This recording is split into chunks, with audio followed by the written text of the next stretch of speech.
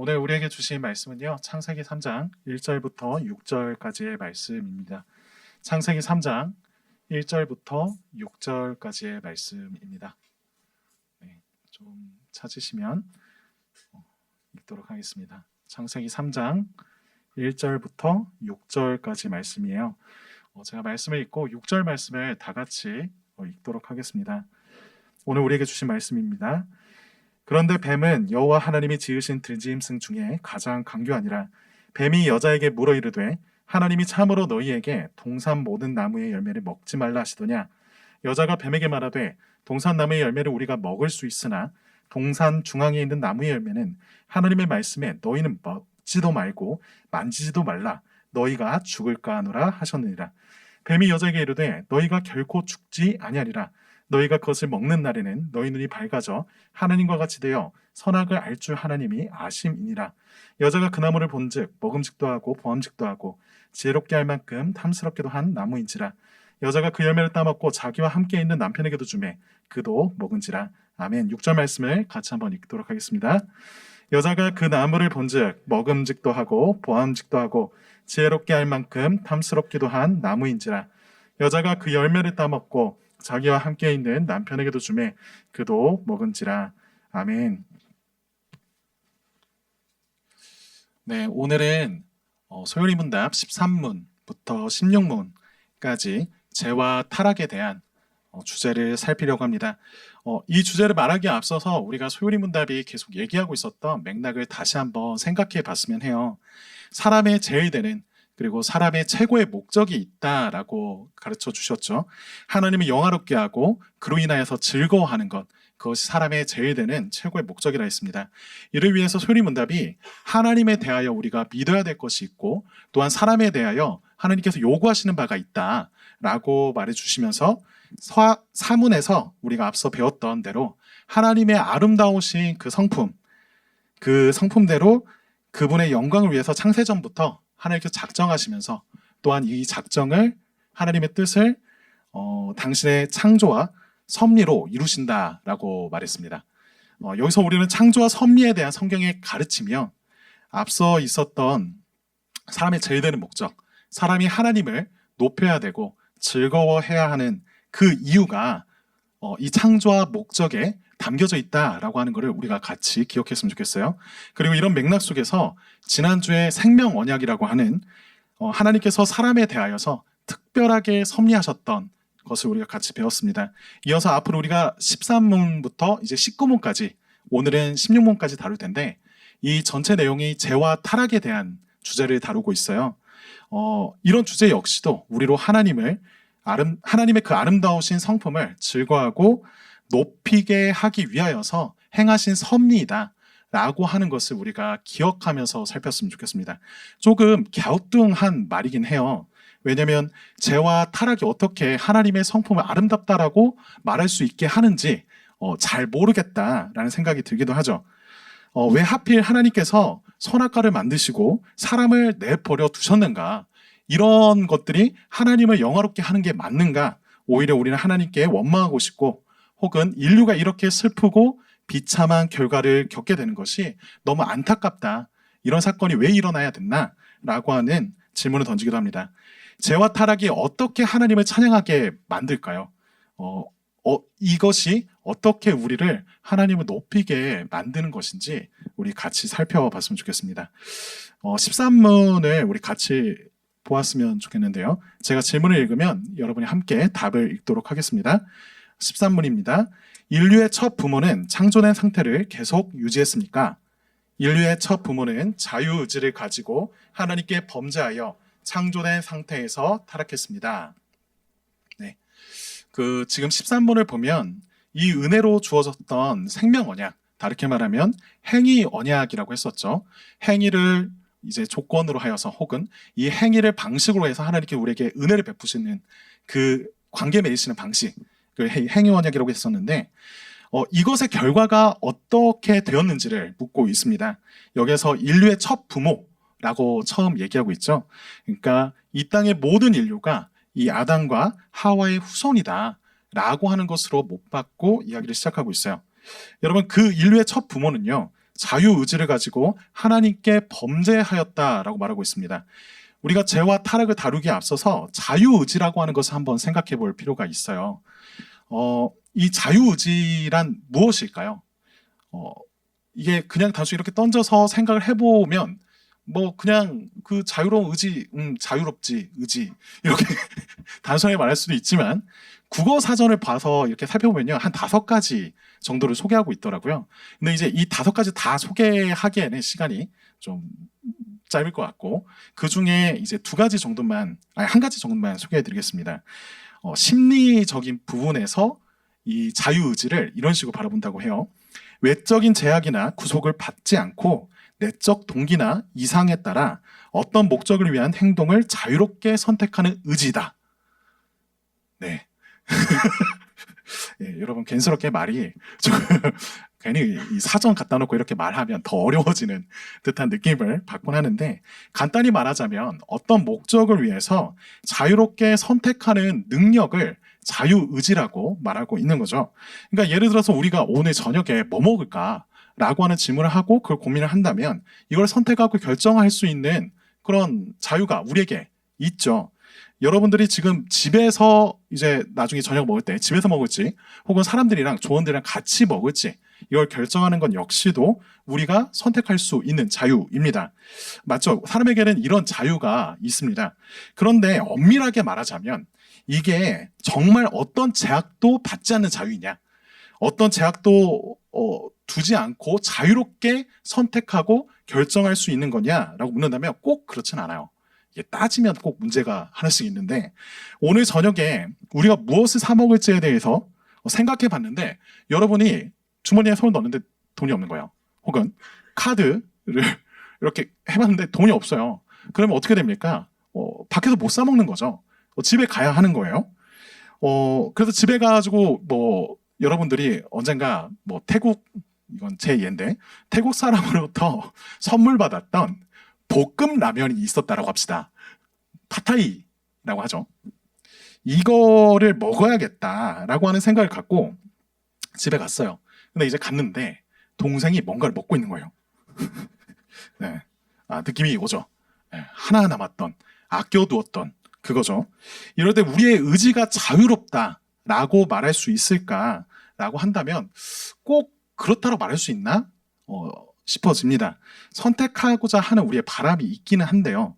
근데 이걸 하질 못하잖아요. 여러분 제가 무엇을 말하고자 하는지 여러분 아시겠나요? 우리가 생각하는 이 자유의지라고 하는 말에서 자유라고 하는 개념을 우리가 어떻게 좀 이해하느냐에 따라서 이 자유의지를 바라보는 우리의 시각이 굉장히 다르게 평가될 수 있다는 거예요. 우리는 일반적으로 자유라는 말을 두고 생각할 때 어떤 것에서도 전혀 제약을 받지 않는 것이 진짜 자유다라고 생각을 합니다. 그렇지만 방금 전에 예를 들었듯이 절대적인 의미에서의 그 자유를 누리기 위해서는요 그만한 능력을 필요로 해요. 여러분 우리가 외국 여행을 가고 싶다라고 하는 마음이 있다고 해서 그냥 바로 갈 수 있는 게 아니잖아요. 이 외국 여행을 하려고 하면 돈이 필요하고 혹은 시간을 필요로 합니다. 꼭 이것만이 아니죠. 요즘 같은 때에는 코로나가 너무 심하지라 내가 원하고 내가 가고 싶었던 그 지역을 꼭 갈 수 있는 것만도 아니에요. 그리고 이제 이걸 가려면 코로나를 뚫어야 되는 이 결단을 갖고 가야 되는데 여러분 정리하자면 모든 제약을 받지 않는, 그러니까 절대적인 의미에서 자유는 전지전능한 신만이 가능한 개념입니다. 그러니까 이런 의미에서 물질적인 존재들 혹은 피조된 존재들은요 이미 자유롭지가 못하죠. 왜냐하면 시간이나 공간 안에서 제약을 받는 게 한정적인 게 우리잖아요. 그렇다면 타락 전에 아담은 어떠했을까요? 그냥 간단히 생각하기로 아담 역시도 마찬가지일 거예요.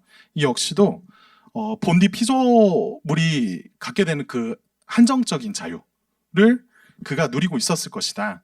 부분적인 의미에서 자유를 누리고 있었을 것이다. 라고 생각할 수 있습니다. 방금 전에 얘기 나눴던 그 논리를 따라간다면요. 그러니까 이 얘기를 하는 것은 뭐냐면요.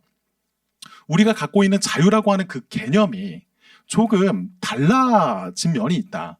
우리가 가질 수 없는 자유를 우리가 상정해 놓고 그것을 누려야만 우리가 자유라고 말하고 있지 않은가라고 하는 질문을 던져보는 겁니다. 여러분, 이게 조금 답답하게 들릴지도 모르겠어요. 왜냐하면 내가 내 맘대로 뭔가를 선택한다라고 하는 게 뭐 그렇게 큰 잘못이고, 그리고 하나님께서 실제로 사람에게 어떤 선과 악을 선택할 수 있는 자유를 선악과를 주심으로써 주셨잖아요. 그러면 그냥 그런 자유가 우리에게 있는 거 아니냐, 그렇게 말해도 되지 않겠냐라고 말할 때 이게 일면으로는 조금 맞지만 또 일면으로는 틀린 부분이 있어요. 어떤 부분에서 그런 거냐면, 여러분 많이 들었을 법한 예입니다. 바닷속에 물고기가 살고 있다라고 해봐요. 근데 이제 이 물고기가 살다가 들어보니까 왠지 이 바다가 좀 여간 답답한 게 아니에요. 왜냐하면 이 물 바깥에 있는 세상에 대해서 들었거든요. 이 바깥에 나가면 뭔가 반짝반짝하고 뭐 날아다니는 애들도 있고 막 뛰어다니는 애도 있고 뭐 다양하다. 우리가 보는 것처럼 이렇게 막 비늘 있는 애들만 있지 않고 되게 다양하더라 라고 하는 이야기를 들었습니다. 그러니까 이 바다가 그때부터 뭔가 좀 답답해 보이고, 뭔가 조금 더 그 물 밖으로 나가면 위대하고 혹은 놀라운 행복이, 그런 모험들이 나를 기다리고 있을 것처럼 생각이 드는 거예요. 지금 내가 살아가고 있는 이 세상이, 이 물이 내 가능성을 막고 있는 건 아닌가, 혹은 나를 붙잡고 이렇게 족쇄에 채우듯이 놓여져 있는 게 지금 이 환경이 아닌가라고 하는 생각을 하는 겁니다. 여러분, 이때 물고기가 난 안 되겠다 싶어가지고 그 물을 나가버린다고 합시다. 여러분 어떻게 되나요? 당연하게 죽겠죠. 죽습니다. 이게 일면 자유로운 선택이에요. 물고기에게 있어서 그 선택을 해서 나간다라고 하는 건 자유롭죠. 본인이 원했고 본인이 할 수 있는 일입니다. 그렇지만 이 자유로운 선택을 한 물고기를 바라보면서 물고기가 누리고 있는 것이 여러분들이 생각하면서 말하기 더 그래요. 물고기가 누리고 있는 것이 진짜 자유다. 이게 진정한 참된 자유다라고 여길 분은 아마도 없을 것 같습니다. 여러분, 우리가 가진 자유라고 하는 개념도 비슷한 것 같아요. 너희가 결코 죽지 않을 것이다. 뱀이 이렇게 찾아와가지고 속삭일 때 너희 눈이 밝아져서 하나님같이 되어서 선악을 알게 될 줄 하나님이 아시니까 지금 이러고 있는 거야 라고 하는 그 뱀의 말을 이 첫사람 아담이 따르고 난 다음에는요, 사람은 정말 하나님처럼 자유롭게 살아가게 되었습니다. 더 이상 자신을 제약하거나 금할 수 있는 것은 없는 것처럼 여겨지는 세상에서 살아가요. 하나님이 이래라 저래라 이렇게 말하는 제약이 없는, 하나님이 제거된 세상에서 살아가는 내가 선악을 결정할 수 있는 그 자유가 드디어 주어졌단 말입니다. 그렇지만 이 경우에서도 진실은 어떠합니까? 아까 전에 물고기와 마찬가지죠. 실상 하나님의 도우심이 없이 한순간에도 살 수 없는 사람은요, 물 밖의 물고기처럼 그 밖을 나가고 나면요, 그저이 숨을 헐떡이면서 죽게 되는 거죠. 지금까지 피조물에게 자유라고 하는 것은 본디 한정적이고 제한적이다. 자유라는 것을 완전하게 제약받지 않고 누릴 수 있는 건 그만한 전지함과 전능함이 있어야 된다라고 하는 것을 말했습니다. 우리는 이렇게 들을 때 자꾸 이 자유라고 하는 것이랑 제한한다라고 하는 것이랑 부딪히는 것 같아요. 이게 같이 갈 수 있는 건가? 라는 생각이 자꾸 들면서 불편하게 여깁니다. 그렇지만 이런 생각을 하게 된 게요, 인류 역사에서 항상 그랬던 건 아니에요. 하나님께 범죄했던 그때부터 모든 개념이 뒤틀리기 시작했던 거죠. 14문을 한번 같이 읽도록 하겠습니다. 제가 질문을 읽고 여러분들이 같이 읽었으면 좋겠는데, 여기서는 죄가 무엇인지 이것을 자세히 다루고 있습니다. 14문입니다. 죄는 무엇입니까? 죄는 하나님의 법을 순종함에 있어 부족하거나 하나님의 법을 어기는 것입니다. 여러분, 누군가한테 무엇이 죄입니까? 라고 물은다면요, 법을 어기는 것이 죄다 라고 말할 수 있을 겁니다. 요한일서 3장 4절의 말씀에서도 이렇게 말하고 있어요. 죄를 짓는 자는 불법을 행하나니 죄는 불법이라. 그러니까 법이 있어야 그거에 대해서 불법함 그리고 죄라는 것을 우리가 명확하게 알 수가 있겠죠. 그렇지만 사람들이 일반적으로 말하는 그 죄라는 것은요, 서로의 안녕을 위하여서 서로가 같이 합의한 어떤 결과로 그 규범을 정했다 하는 것을 우리가 넘어가는 정도인데, 성경이 말하는 죄라고 하는 것은 그냥 단순히 그냥 법이 아니라 하나님의 법을 어기는 것이 그 죄이다 라고 말하고 있어요. 하나님의 법이라고 하는 것을 얘기하고 있죠. 이것을 하나 기억하시기 바랍니다. 사실 사람들이 말하는 법과 죄는요, 어떤 근거를 찾는 것이 쉽지가 않아요. 왜냐하면 사람들끼리 이것이 우리에게 더 이롭고 좋다라고 하는 결정으로서, 합의로서 어떤 법을 정했다 할지라도요, 문화와 상황에 따라서 이게 많이 달라질 수 있는 거잖아요. 누군가에게는 굉장히 좋은 것이 또 누군가에게는 악하게 나타낼 수 있다라고 하는 것을 우리가 많이들 경험하고 있지 않습니까? 이렇다라고 한다면 누구에게는 옳고 누구에게는 옳지 않은 그것을 판단할 수 있는 근거가 어디 있냐? 그냥 단순히 서로 합의한 거? 이건 그럼 변할 수 있는 거 아닌가? 그러면 이것을 근것을 무엇에서 찾고 있는 거냐? 라고 하는 그 질문 앞에서 계속이 정확한 어떤 확실한 근거를 내놓기는 어렵습니다. 하나님을 빼놓고 법과 죄를 얘기하게 되면요, 그 근거가 이것이라고 확실하게 얘기할 수 없게 된다는 말이에요. 여러분, 또한 이 14문이 얘기하고 있는 것 중에 하나가 하나님의 법을 아예 어기는 것, 그것만 죄라고 말하고 있는 게 아니라 하나님의 법을 순종하긴 하는데 이 순종하는 것에 있어서 부족한 것, 그거 역시도 죄라고 가르치고 있어요. 이걸 보고 있는 우리 마음은요, 사실 좀 어떻습니까? 좀 심하다. 너무 한 거 아닌가 싶지는 않습니까? 이게 선을 행하는 거면 조금 부족했다 할지라도 이게 좋은 거 아니냐. 이게 우리에게 다 이로울 것 같은데 그걸 가지고서 죄라고 말하고 이걸 가지고서 이렇게 막 지옥 이렇게 말하면 그렇게 말하지 않았지만 그러면 이게 되겠냐라고 하는 생각이 들죠. 흠을 찾으려면 못 찾을 사람이 없잖아요. 아담이 완벽하게 완전하게 지어졌다 하지만 타락한 거 보니까 언젠가 이렇게 타락할 가능성이 있었던 거 아니냐. 그러니까 뭐 이 조금 했다고 그 전에 안 지키는 게, 그러니까 하나님의 말씀을 순종하지 않았던 게 사라지는 건 아닐 텐데 뭐 이거 가지고 그러는 거냐라고 반박하고 싶기도 합니다. 하지만 이런 차이가요, 사실은 기독교가 가르치고 있는 것과 도덕주의가 말하는 것이 다르다라고 하는 것을 보여주는 기준이에요. 그러니까 이 성경의 가르침은요, 완전한 의에 있어서 어떤 행동의 선악, 어떤 행동을 하는 것이 옳고 그르냐라고 하는 걸 따지는 것을 더 넘어서서 그 동기가 선하냐라고 하는 것을 따져 묻고 있습니다. 여러분, 한 가지 예로 들자면, 여러분들이 지금 이곳에 나와서 예배를 드리고 있어요. 여러분이 예배를 드리는 것은 선한 것입니까? 아니면 악한 것입니까? 헷갈리나요? 선하지 않나요? 선하다 생각했는데 자, 여러분, 뭐 예배만이 아니죠. 여러분들이 누군가를 위해서 기도한다라고 합시다. 여러분, 누군가를 위해서 기도하는 거 선한 건가요? 악한 건가요? 선한 거죠. 선한 겁니다. 그런데 여러분, 마태복음 6장 5절에서 예수님이 하셨던 말씀을 들어보면 조금 생각이 조금 달라지는 것 같아요. 6장 5절 말씀을, 마태복음 6장 5절 말씀 제가 읽어드리겠습니다. 또 너희는 기도할 때에 외식하는 자와 같이 하지 말라. 그들은 사람에게 보이려고 회당과 큰 거리 어귀에 서서 기도하기를 좋아하느니라. 내가 진실로 너에게 이르노니 그들은 자기 상을 이미 받았느니라. 지금 이 본문이 말해주고 있는 기도의 모습, 그 모습에 겉에 보기에 좋아 보이는 이 기도가 실제로는 위선이다 라고 하는 것을 조금 보여주고 있죠.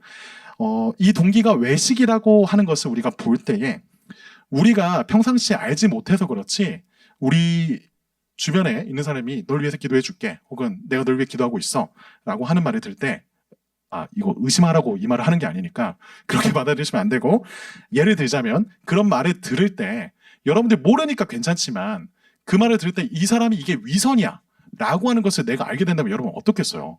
이게 선하다라고 여러분 여겨지시겠습니까? 전혀 그렇지 않죠. 백날 나를 위해서 기도한다고 말하고 실제로 그 자리에 간다 해도 이것이 자기의 이름을 높이기 위해서, 혹은 내가 자신이 인정받기 위해서 하는 것이었다, 나를 위해서 하는 것이 아니었다 라고 하면 충격, 배신감, 이럴 수가 있나? 라고 하는 생각이 들잖아요. 그래도 이렇게 반론할 수도 있을 것 같아요. 그래도 없는 것보단 낫지 않겠냐. 근데 만약 여러분 주위에 이런 완전치 않은 순종, 그러니까 부족한 선행을 행하는 사람들이 가득하다고 해봅시다. 사실 그게 이 세상인데 가득하다고 해봅시다. 그러면 여러분 그 주변을 바라보면서 우리가 모를 때는 좀 괜찮은데 그걸 진짜 알게 될 때 여러분 그 세상에서 살아가는 게 행복하다 혹은 선하다라고 말할 수 있겠습니까? 그렇지 않을 거예요. 왜냐하면 여러분들이 그 위선을 보고 나면요, 이게 지옥으로 변하거든요. 도움을 받을 수는 있어도 그 관계 안에서 내가 쉴 수는 없으니까요. 따라서 성경이 지금 가르치고 있는 것은요, 죄에 대해서 가르치고 있는 것은 부족한 순종 역시도 죄이다 라고 하는 것을 우리가 이런 것들을 생각하면서 끄덕일 수 있는 거죠. 여러분 중요한 것은 이 비중 그 자체라기보다는 하나님에 대한 불순종입니다. 그렇다면 이런 가르침이 우리로 알게 하는 것이 무엇일까요? 결과적으로 사람은 개선이 필요한 존재가 아니라 구원이 필요한 존재구나 라고 하는 것을 보게 되는 겁니다. 여러분 이런 내용들을 살피게 될 때 아까 전에 잠깐 찝어놓고 넘어왔던 단어 하나가 있습니다. 뭐냐면 하나님의 법이라고 하는 거였어요. 하나님의 법에 대항하는 것이 죄다라고 얘기를 했는데 하나님의 법에 대하여서 부족하게 순종하는 것이 죄라고 했는데 그러면 하나님의 법을 어떻게 합니까? 라고 하는 질문이 생길 수 있잖아요. 하나님께서는요 율법과 이 율법의 요약인 십계명을 주심으로써 당신의 뜻이 무엇인지 하나님의 법이 무엇인지를 명확하게 드러내십니다. 하나님께서 이스라엘에게 하나님의 성품과 뜻을 알리시기 위해서 이 율법을 주신 거고 또 십계명을 주신 거예요. 그래서 여러분 오해하지 말으셔야 될 게 율법과 십계명을 보면 뭔가 싫어 별로야 기분 나빠 라고 하는 것만 떠오르는 것이 아니라 그 안에 하나님의 성품이 담겨져 있어요. 하나님이 이런 분이시다. 하나님은 이렇게 우리를 대하기 원하신다. 하나님이 어떤 성품을 갖고 이 세상을 창조하시고 우리를 이끌기 원하시는지 그것이 무엇인지를 보여주고 있습니다. 여러분 이런 것들을 우리가 뭐 이스라엘이나 우리 성경을 갖고 있는 우리 같은 경우에는 봐서 알 수는 있잖아요. 그러면 이방인들 성경을 갖고 있지 않았던 사람들은 어떻게 이 법을 알 수 있을까요? 로마서 2장 14절 15절 말씀에 이렇게 얘기하고 있습니다. 율법 없는 이방인이 본성으로 율법의 일을 행할 때에는 이 사람은 율법이 없어도 자기가 자기에게 율법이 되나니 이런 이들은 그 양심이 증거가 되어 그 생각들이 서로 혹은 고발하며 혹은 변명하며 그 마음에 새긴 율법의 행위를 나타내라. 지금 어떻게 알 수 있냐고 말하냐면 하나님께서 아담을 창조하실 때 그 마음에 하나님의 법을 새기셨다고 말하고 있어요. 그러니까 사람들 마음에 하나님의 법이 새겨져 있다. 그리고 그것을 통하여서 사람들이 알 수 있다라고 말하고 있죠.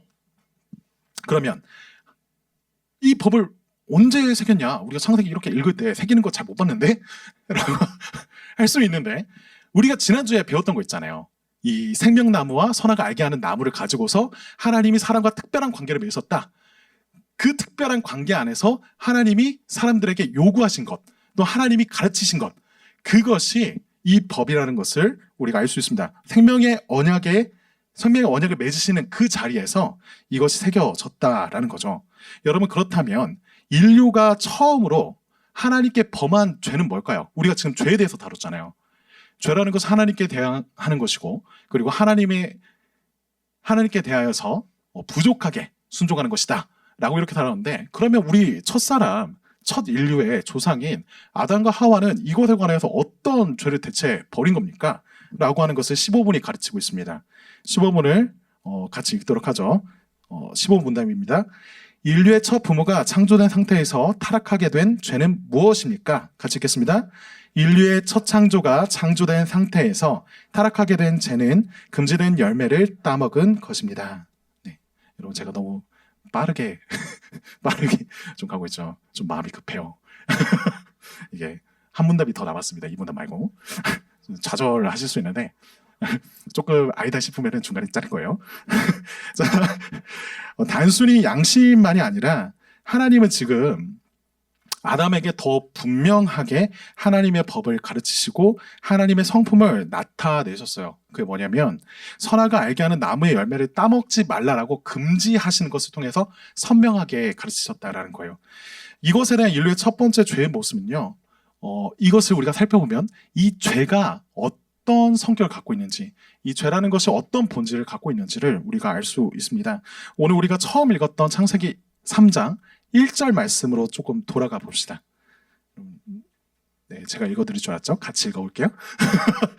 창세기 3장 1절로 돌아가서 강교한 뱀이 사람에게 처음 건넸던 말을 우리 같이 생각해 보겠습니다. 함께 읽겠습니다. 그런데 뱀은 여호와 하나님이 지으신 들짐승 중에 가장 강교하니라. 뱀이 여자에게 물어 이르되 하나님이 참으로 너희에게 동산 모든 나무의 열매를 먹지 말라 하시더냐. 여러분, 그 뱀이 했다는 이 말 되게 유명한 말인데 찬찬히 좀 따져서 살펴보면 뭔가 좀 이상합니다.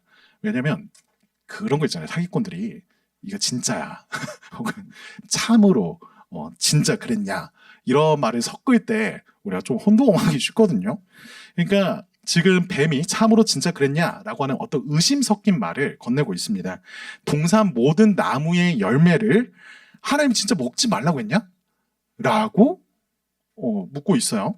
하나님이 진짜 좀 너무한 것 같다. 정말 그랬다면 이런 식으로 다가가고 있습니다. 여러분, 뱀이요 지금 하나님이 아담에게 혹은 아담을 통해서 하와에게 전했던 그 약속, 그 명령이 무엇인지를 뱀이 모를까요? 모르지 않습니다. 그런데 이 뱀이요 하나님이 하신 말씀을 전혀 몰라서 이 말을 하는 게 아니라 일부러 자기가 어디에서 어떤 비밀을 들었는데 하나님 사실 이래 라고 하는 식으로 의심을 던져주고 있는 거죠. 하나님은 그렇게 말씀하신 적이 없었어요. 그런데 없었어요. 그리고 하나님은 실제로 이렇게 말씀하셨죠. 동산의 각종 나무의 열매는 네가 임의로 먹어라. 마음껏 먹어도 된다. 어떤 나무의 열매더라도 너가 먹어도 돼. 그렇지만 그 중에 이거 하나는 금하자 라고 하신 거예요. 이걸 먹으면 죽는다라고 말씀하시면서요. 그러니까 이 말을 듣게 됐던 아담 그리고 여자는요 하나님의 선하심에 대하여서 의심하기 시작합니다. 이 선악과를 주신 하나님의 그 의도가 정말 조금 이상한 게 아닐까라고 하는 의심을 시작해요. 선물로 주신 것들을 보면서 이게 왠지 모르게 궁핍해 보이기 시작합니다. 그리고 어딘가 가장 중요한 것, 가장 핵심적인 것은 하나님께서 이걸 빼놓고 억지로 내어주신 것 같다라고 하는 인상을 받으면서 뱀에게 대답을 해요. 이것만은 먹지 말아라. 먹으면 정녕 죽을 것이다. 라고 했던 이 말을 가지고서 하나님 사실 말이야 만지지도 말라고 했어. 라고 말하잖아요. 그러니까 뱀의 판단을 따라서 사람이 생각하다 보니까 은혜의 수단이고 그리고 생명 언약을 맺어주셨던 그 표징이었던 두 나무가 오히려 은혜라기보단 악의적이고 그리고 압제적인 도구로 보이기 시작하는 거죠. 뱀의 의도가 지금 먹힌 거예요. 이런 뱀의 의도를 두고서 창세기 주석을 쓴 빅터 해밀턴이 다음과 같이 말하고 있습니다. 인용해 드릴게요. 뱀은 하나님께서 금지하신 것을 심하게 과장한다. 이 주장은 여자의 마음에 하나님이 악의가 있으며 비열하고 집착적으로 질투하며 자기 방어적이라는 인상을 만들려는 시도다. 중약하고 뱀이 한 진술로 하나님은 은혜롭게 베푸는 자에서 잔인하게 압제하는 자로 바뀌었다. 여러분 지금 뱀의 의도가 무엇이었는지 우리는 이것을 보면서 확인할 수 있죠. 그저 선악과를 따먹게 하게 하는 것, 그 자체의 행동이 그의 목적이었다기보단 하나님은 너희를 사랑하지 않는다. 하나님은 너희를 조종하려고 할 뿐이다. 라고 하는 그 의심을 심어두고서 하나님은 선하지 않으신 분이야. 라고 믿게 만드는 거예요. 하나님을 불신하게 만드는 거죠. 하나님의 인격이 우리에게 와닿지 않게 만드는 거예요. 하나님의 선하심을 거부하게 만들고 있어요. 여러분, 다시 우리 처음에 다루었던 13문으로 돌아가서 생각을 해보면요. 우리가 자유의지라고 하는 것을 계속 얘기하고 있었잖아요. 성경에 자유의지라고 하는 그 단어 자체는 나오진 않습니다. 그렇지만 인류의 첫 부모가 자유의지를 가졌었다. 그리고 이 자유의지를 가지고 하나님께 범죄하였고 창조된 상태에서 스스로 타락하였다. 라고 하는 말은 우리가 금방 알 수 있습니다. 그 선악과를 주셨던 것의 의도를 바라보면서 우리가 알 수 있죠. 어떻게 범죄했는지를 다시 한번 생각해 보면 지금 13문에서 고백하듯이 자유의지를 가지고 범죄하고 타락했다고 말하잖아요. 이 말은 이렇게 얘기해야 조금 더 와닿게 들릴 것 같아요. 스스로 뜻을 갖고서 자발적으로 일부러 범죄하는 거예요.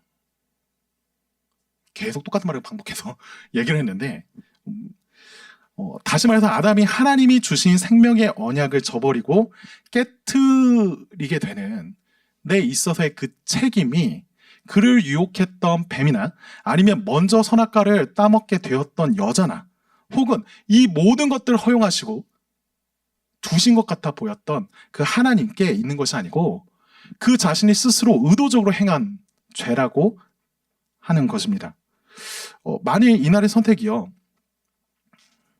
뱀의 꼬임에 속아 넘어가 버린 연약하고 불쌍한 사람의 어쩔 수 없었던 불행스러운 사고 혹은 그런 사건처럼 우리가 여겨진다면요, 그것은 우리가 아담의 타락한 자손이다라고 하는 것을 증명해 주는 것 같아요. 왜 그런지 좀 설명해 드릴게요. 혹 우리는 하나님이 이때 선악과를 만들지 않으셨다면, 최소한 잘 안 보이게 어디에 숨겨 두셨더라면, 그런 약속을 주시지 않았더라면, 아니 그냥 그런 선택지 자체를 아예 던져주지 않았으면, 그런 선택 자체를 못하게 막아버렸으면 괜찮았지 않을까. 그렇게 될 것을 알면서도 막지 않으셨다라고 하는 그 이유를 가지고서 하나님께 책임이 있지 않은가 묻고 싶은 마음이 우리의 솔직한 심정 가운데 있습니다.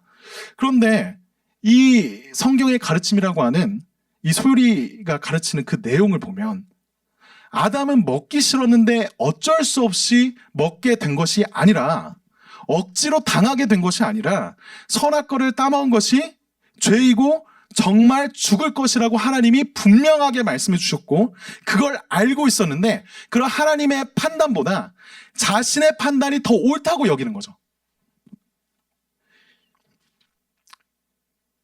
얘기를 듣고 생각해 보니까, 뱀이 한 말을 생각해 보니까 그 말이 맞다 싶고 먹으면 좋다 싶고, 그래서 일부러 먹은 거예요. 그냥 먹은 거라고 얘기하니까 크게 와닿지 않을 수 있는데, 아까 전에 표현했듯이 하나님이 없는 세상, 하나님의 제약에서 벗어나는 세상, 하나님을 없애버리는 그 선택을 지금 아담이 하고 있는 겁니다. 아담이 어디 멀리 있다가 여자가 갑작스럽게 과실을 내밀어서 엉겹결에 먹은 것도 아니고요. 뱀이 여자에게 건네는 그 말들을 아담 역시도 그 옆에서 계속 같이 듣고 있었거든요. 아담과 하와가 선악과를 먹지 말라고 했던 그 명령에 불순종했다라고 하는 것은 반대로 그들의 의지가 선과 악을 선택할 수 있는 자유가 있었다라고 하는 것을 알려줍니다. 그의 자손인 우리 역시도 하나님의 뜻에 불순종해요. 그러니까 똑같지 않나? 라는 생각이 드는데 완전 똑같다 할 수 없어요. 왜냐하면 인류의 첫 부모 아담과 하와는 정말로 선과 악 중에 선을 선택할 수 있는 능력이 그에게 있었거든요. 그에 반해서 지금 그의 자손들인 우리들, 후손들은 어떻습니까? 언뜻 보면은 우리의 의지가 선과 악을 분별하는 것 같고요. 그리고 그것을 선택할 수 있는 자유가 있는 것처럼 보여요. 그렇지만 우리가 그 선을 택하고 행하는 데 있어서 사실은 무능력하죠. 왜 이렇게 말하는 거죠? 자발적으로 선택한 거지만 하고 싶지 않은 거기 때문에 그래요. 선을 선택하고 싶지 않은 게 인간의 죄의 본성이라는 거예요. 우리 수준에서의 법, 우리 수준에서 선과 악을 말하는 게 아니죠. 하나님의 법, 하나님 그 자체를 원하지 않는 거예요. 그래서 자신의 세상에서 하나님을 없애는 선택을 합니다. 다시 말해볼까요? 의도적으로 하나님을 제거하고자, 하나님을 죽이고자 한 것이 이 아담의 선택이고, 이러한 선택을 그의 타락한 후손들, 우리들 역시 즐거워한다라는 거죠. 여러분, 혹 이런 질문이 남지는 않습니까? 그렇지만 저는 다 인정하는데, 저는 하나님의 법을 따르고 싶습니다. 하지만 할 수는 없는 것 같아요. 그게 사실인 것 같아요. 라고, 이런 나는 무엇입니까? 라고 하는 질문이 남는다라고 한다면, 여러분, 자유의지에 대해서 자유의지에 대한 인간의 상태에 대해서 아우구스티누스라고 하는 이 교부가 이제 정리해 놓은 구분이 있어요. 네 가지로 사람을 나누어서 생각을 하거든요. 이걸 잠깐 소개해 드릴게요. 이게 조금 도움이 됩니다. 먼저는 타락 전의 사람에 대해서 아우구스티누스는 뭐라고 말하냐면, 문답에 여러 번 이게 문답에서 여러 번 언급되었던 그 창조되었던 상태에서 이렇게 떨어져 나갔다라고 얘기했잖아요. 그 창조된 상태를 보여주는 건데, 이때를 두고서 이렇게 말합니다. 죄를 지을 수도 있고 안 지을 수도 있는 상태다.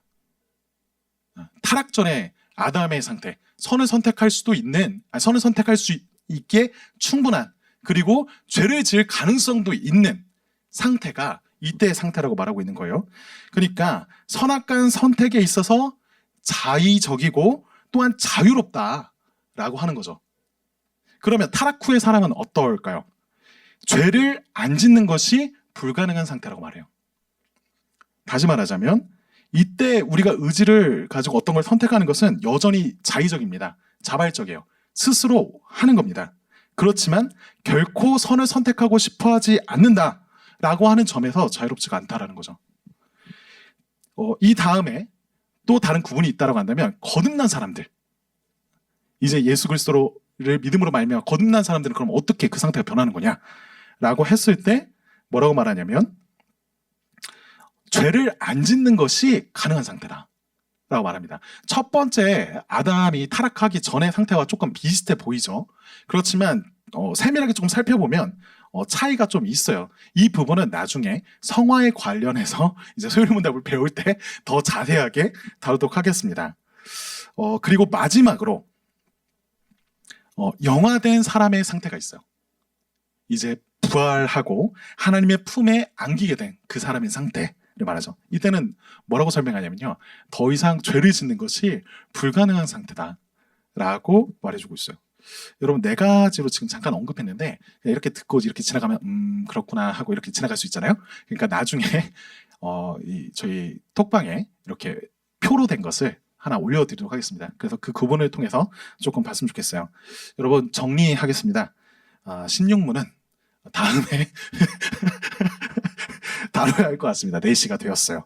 여기까지 와서, 근데 이제 여기까지 오면 우리가 그래도 좀 이런 질문이 그래도 계속 남을 것 같아요.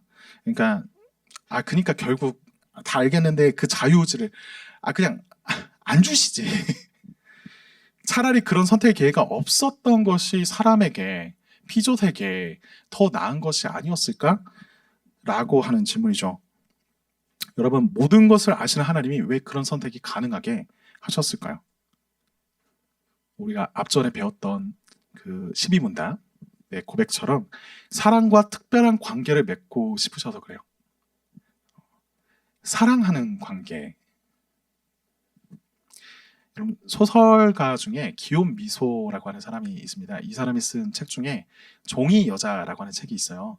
책을 좋아하시는 분 이 책을 읽어도 좋고, 혹은 이건 좀 별로고 영화로 좀 보고 이런 게 좀 이런 와닿는 분들은 그 영화 중에 루비 스팍스라고 하는 영화가 하나 있습니다. 그 로맨스 영화예요. 그래가지고 좀 편안하게 이렇게 볼 수 있는 영화인데, 이 내용을 조금 소개해 드릴게요. 둘 다 비슷한 내용입니다. 거의 똑같다 싶을 정도로 비슷한 내용인데, 간단히 소개하자면 남자 주인공이 한 명 있는데 이 사람 이름이 켈빈이에요. 근데 이제 이 켈빈이라는 사람이 어떤 사람이었냐면 작가입니다. 그것도 천재라고 하는 수식어가 붙는 작가예요. 근데 이 사람이 어느 날 인터뷰를 갔다가 이런 질문을 받아요. 당신의 이상형은 누구입니까? 라고 듣는데 이거에 대해서 이제 생각하기 시작한 거죠. 왜냐면 지금까지 사귄 적이 없거든요. 그래가지고 이거에 대해 계속 상상을 하다가 자기가 꿈에서 꾸었던 어떤 여자, 그 여자를 자기의 소설 속에 이제 쓰기 시작합니다. 아, 이런 여자가, 이런 여성이 나의 이상형인 것 같다. 이런 사람이 내 눈앞에 나타났으면 좋겠다라고 하는 식으로 쓰는 거예요. 근데 이제 이게 판타지스러운 좀 로맨스거든요. 그러면 어떤 일이 일어날 것 같아요? 어느 날 그 소설 속에 그 여성이, 그 이상형이 내 눈앞에 나타난 거예요. 자, 여러분, 그러면 이제 어떻게 되는 겁니까? 행복한 사랑을 서로 같이 나눠야 되죠. 그렇지만 현실의 연애가 그 앞에 찾아옵니다. 뭐냐면 당연히 사랑에 빠졌고 당연히 서로를 위해서 열심히 사랑을 했는데 이 현실에서 연애한다는 게 그렇게 쉽지 않다라고 하는 건 우리는 다 거의 알고 있잖아요. 네. 자꾸 뭔가 좀 티격태격 하는 것들이 생기죠. 그럴 때마다 켈빈이요, 이 천재 작가가 자기의 소설 속 주인공인 이 여성의 행동을 수정하려고 조금씩 그 소설의 내용을 수정합니다. 그러니까 그 여성의 성격, 나랑 좀 안 맞는 성향, 나랑 부딪히는 그 무엇을 조금씩 바꾸는 거예요. 이게 그렇게 하다가 결론적으로 가장 충격적인 장면, 이러면 영화를 이제 안 볼 것 같은데, 그러면 성공한 것 같아서 봐도 좋아요. 근데 이제 가장 충격적인 장면이 뭐냐면 마지막에 등장하는 장면이에요. 어떻게 해도 이 둘이 계속 어긋나는 거예요. 부딪히는 부분이 좀 있는 겁니다. 그래서 이제 결국 그 여자가 자기를 떠나려고 해요. 그러니까 이 사람을 붙잡고 싶고 이 여인을 계속 사랑하겠다는 그 명목하에 켈빈이 무슨 짓을 하냐면 그녀가 보는 앞에서 그녀의 의지와 상관없이 자기가 원하는 대로 그녀를 바꿀 수 있고 조정할 수 있다라고 하는 걸 보여줘요. 충격이죠. 엄청 폭력적이다라고 느껴지는 장면입니다. 이게 사랑이라고 우리가 말할 수 있을까요? 애정이라고 말할 수 있을까요? 광기죠. 어긋난 폭력이고요. 결국 이 켈빈이 이런 것들을 계속 그 자리에서 경험하고 있다가 자기가 원했던 관계, 사랑하는 그 관계가 이런 게 아니구나 라고 하는 걸 느끼고 그녀를 놓아줍니다. 그녀가 떠났다 라고 마침표를 찍음으로써 이게 한 가지 예인데, 여러분, 하나님이 사람에게 선악과를 금지하는 명령을 주시고 죄를 범하는데 있어서 막지 않으셨던 이유가 이것과 같아요. 그런 선하신 하나님을 우리가 자발적이고 스스로 의도적으로 왜곡하고 떠난 것이 인류의 첫 부모였고 그의 후손인 우리들입니다. 피조물인 우리에게 자유는요, 결국 한정적이고 그 자유로운 선택은 무언가에 예속되기 마련입니다. 자유라고 하는 건 완전하게 무에서 영향받지 않는 게 아니에요. 결국 우리는 사랑하는 것에 구속되기 마련입니다. 하나님 위해 살지 않으면요, 다른 무언가를 위해서 우리가 살아야 합니다. 성공을 위해 살면 실패란 두려움이 우리에게 따라오고요. 자녀를 위해서 살면 그 자녀의 실패 앞에서 힘들어하는 걸 우리가 경험하죠. 자발적이고 자유로운 선택으로 하나님을 떠나서 그분을 살해하고자까지 했던 그 죄가 우리의 죄라면, 늘 죄를 사랑하여서 선을 선택하는데 무능력한 것이 우리라면 이제 우리는 어디에서 소망을 찾을 수 있을까요? 한 사람의 범죄함으로 세상에 죄가 들어왔듯이 한 사람의 순종함으로 생명을 얻습니다. 사랑과 특별한 관계, 사랑의 교제를 원하셨던 하나님이 사람의 그분의 의도를 비틀고 깨트려 버렸지만 그 품으신 뜻을 하나님이 포기하지 않아요. 예수 그리스도 그분이 이 땅에 오신 것을 우리가 보면요, 그분은 자발적이고 자유로운 선택으로서 이곳에 오셨습니다. 하나님께서 우리에게 관계 맺고자, 그 특별한 관계를 맺고자, 사랑을 하고자 하셨던 그 뜻을 이어가고자 성령으로 잉태되어서 동정녀 마리아에게 나셨고 본디오 빌라도 아래에서 고난을 받아 십자가에 죽기까지 자기를 내어주셨습니다. 이분을 우리가 만날 때요, 하나님의 선하심을 의심하고 판단하던 그 자리에서 내려올 수가 있어요. 여러분, 그리스도를 바라보라고 하는 그 말 있죠. 그리스도가 죽기를 바라고 십자가에 못 박은 것이 그 당시의 유대인만이 아닙니다. 우리도 동일한 죄로서 그가 우리를 제약하지 않기를, 그가 없어지기를 바라였고요. 더 나아가 하나님 역시 당신의 아들을 이 땅 가운데 자발적으로 보내심으로써 그 십자가에 두셨어요. 하나님은 선하시고요. 자격 없는 사람을 사랑하시는 분이십니다. 우리가 이 사실을 믿음으로 붙들고 그의 사랑을 우리가 받아 누렸으면 좋겠습니다. 우리 같이 기도하겠습니다.